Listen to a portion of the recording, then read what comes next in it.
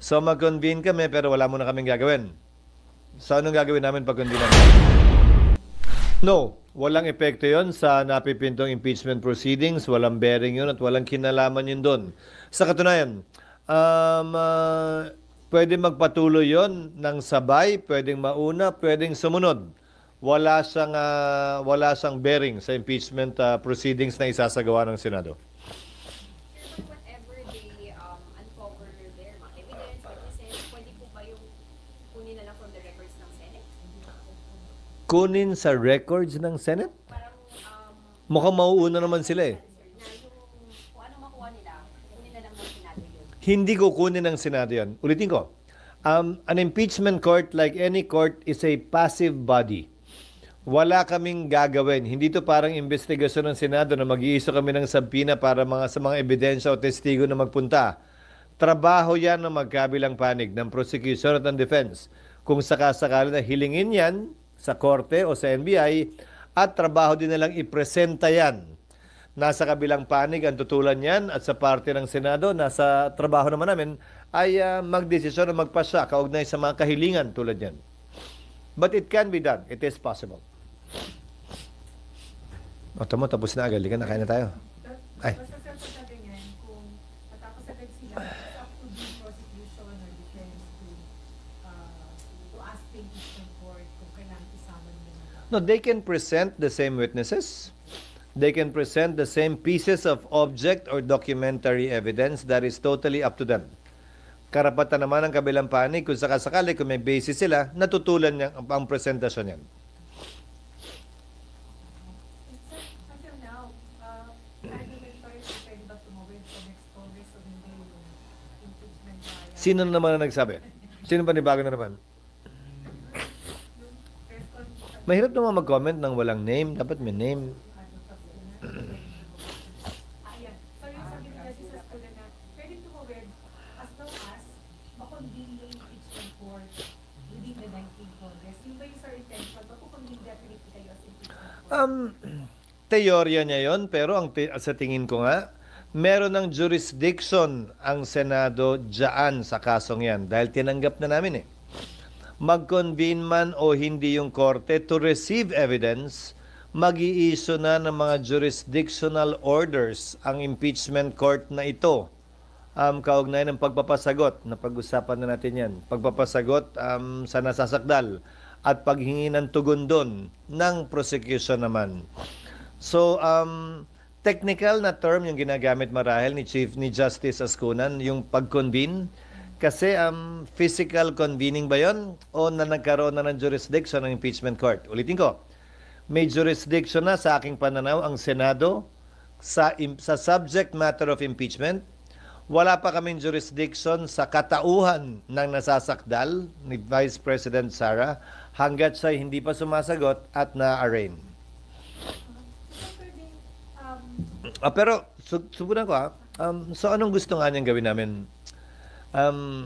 Sundan natin sa logical conclusion yung mga nagsasabi niyan. So mag-convene kami pero wala muna kaming gagawin. So anong gagawin namin pag-convene namin? Pero sir, pwede na ba kayo? Hindi, anong gagawin muna namin? Wala, di ba? Pre-trial. Pero yung pre-trial nga pwedeng magawa na hindi nagko-convene dahil maghihintay ka lang namang sumagot eh.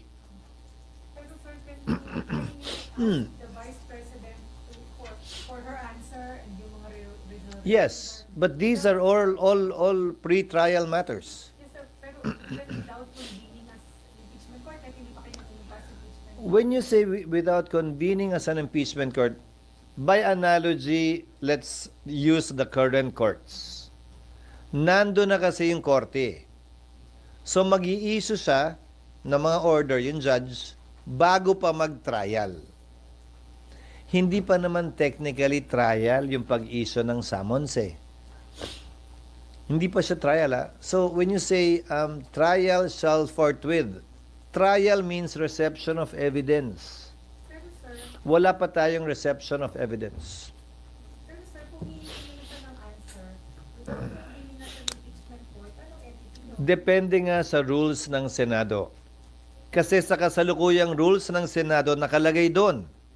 If you may want to read it. The Senate President it does not make mention of an impeachment court. Kasalukuyang rules yan, ha? The Senate President shall take proper order of the subject matter of impeachment. So, maaring bahagi yon ng trabaho ng Senate President depende nga sa itatalaga ng rules. Hindi sa kinlarify ng rules. Isa yon sa mga bala ko i-clarify sa rules. Kung tatanggapin ng mayoriya ng Senado. Kung hindi tatanggapin ng mayoriya ng Senado yon, depende sa ilalaman ng rules na aprubahan ng Senado. Kung ipoprohibit yon specifically. Kung sabihin halimbawa ng rules, gusto ng nakararami ngayong 19th Congress, kailangan sumumpa na tayo, mag-impeachment court na tayo bago magawa lahat yan. Susundin namin ang gusto ng nakararami. Ang sinasabi ko ay, pwedeng hindi kailangan gawin yon nang nai-issue yung summons. Kasi sabi ni Senator Tolentino kanina, you have to convene as an impeachment court before you can ask for answer. Well, opinion niya yon. So, ulitin ko, depende sa ilalaman ng rules. So, isang boto na yon pabor doon. Wala akong particular na posisyon, ha. Okay lang sa akin either way. Ang sinasabi ko lamang sa inyo, yung dalawang yan ay posibleng mangyari at magawa. Na nag-convene at nag-issue ng summons, nang hindi nag-convene na nag-issue ng summons. So you can decide on that, sir, bago kayo bumalik sa session kasi supposedly approval na kayo ng rules. Papadala na namin, siyempre pagdedebatehan yun sa plenary. We are a body of record. Hindi naman pwede magdebate kami sa text. Hindi nyo alam kung saan galing yun, bakit nagkaganyan. So, ipepresenta namin yung draft at pagdedebatehan yun malamang sa floor. Sir, just one topic. Alam niyo naman po yung beat ko. Ano ba yung beat mo? Yung Senator. Yung Senate building. Sir, you mentioned na meron na pong final costing. Sir, malalabas na po ba yun? Inaasahan ko sasabihin niya ni Senator Cayetano soon, pag nakita natin siya. Hindi, wait lang. Galing ako doon kanina. First time kong pinuntahan. Natanggap ko ang briefing mula sa mga taga-DPWH at saka yung technical staff ng Senado. Inaasahan namin na mapafinalize nila lahat ng mga sagot sa tanong ninyo sa susunod na mga araw. Dahil tulad ng sinabi ko sa inyo, noong December lamang nagkaroon ng DAED. December 2024 lamang nagkaroon ng Detailed Architectural and Engineering Design. Doon lamang ika nga nagsaraduhan ng libro na ito gagawin natin, ha? Kung anumang pagbabago, klaro na yung procedure namin bago yung pahintulutan para wala ng further cause of delay. Kaugnay ng maximum amount, tulad ng sinabi namin, nasa mga 31 to 33, pero mukhang mapepeg nila sa 31 cap, hindi na pwedeng lumampas yun doon, baka bumaba pa. Yun ngayon ang hamon sa amin, mapababa pa yon. Kaya hindi pa namin mabigay yung sagot kasi cap pa lamang ang pinagkasunduan. Hindi yung actual na amount kung sakasakali. Dahil subject to bidding procedures ito. So, yung 31 is the totality na o yung additional? Totality na yan. Kabilang na yung humigit kumulang 13 na ginastos na at yung naka-budget na 21. Total of 21. Kasi kung maalala mo, yung costings na yan, ginawa 2013 pa. So, kailangan namin i-update yung costing at dahil nga walang DAED, hindi namin kung anong kasama doon. Hindi namin alam kung anong kasama doon. Ito kasama na lahat. Sir, yung 31, kasama po yung land ba doon? Kasama na lahat yun. Kasama na lahat yun. Total na yun. Wala kaming tinago o tinanggal doon. Total na yun. Kasama na, sir, yung mga interior and all. Lahat na yun. Pati yung plenary. Sir, yung isa po kasi nag-issue doon, di ba, na parang inihanda siya for the federalism na magkakaroon ng mas maraming senador, kaya daw po ang laki-laki ng space, maliliit offices. Sir, Na-correct na namin yun. opo. So, sir, ito, for 24 na lang talaga siya. Hindi 24, 28. Bakit nga ba, sir, 20? Para hindi na lumipat yung magiging Senate President, walang babalik ang kwarto pag natanggal.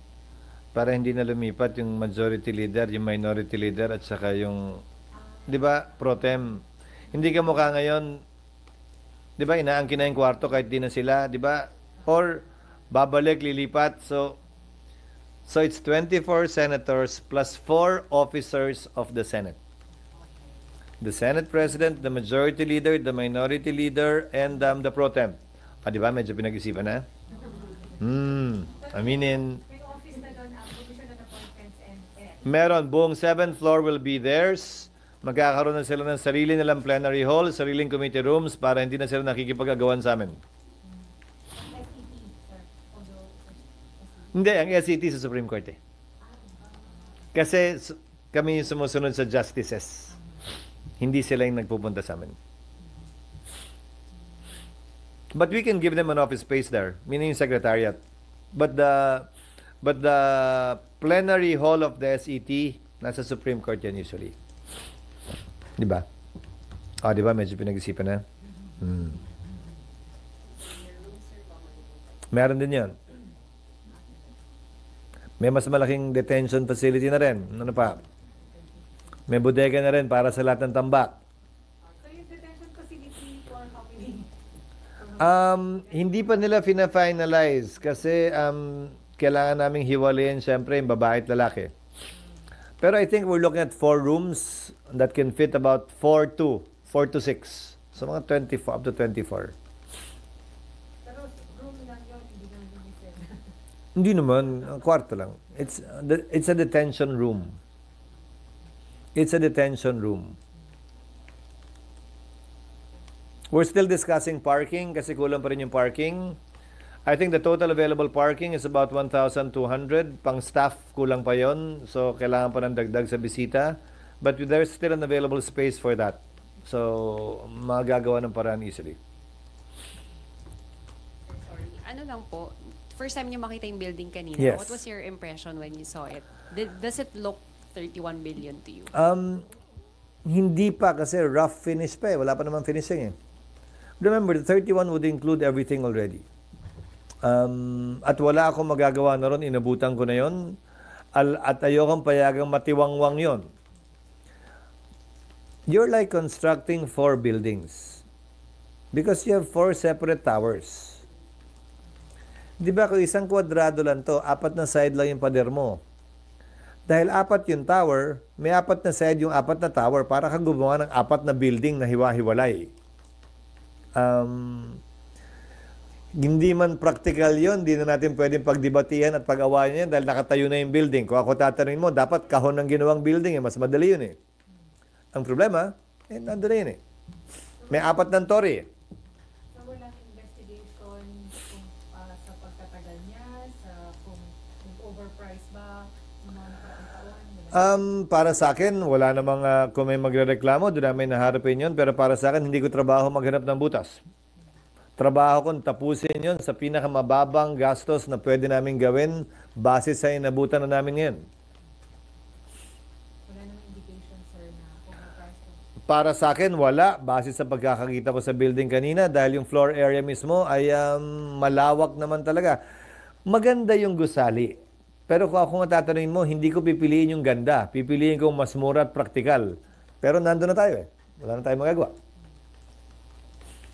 We simply have to make do with what we have. We simply have to make do with the cards dealt to me right now and at this point in time. Okay na, magkukwento na ako. Ay, wait lang sir, naka-live kayo. Yung, okay ka na?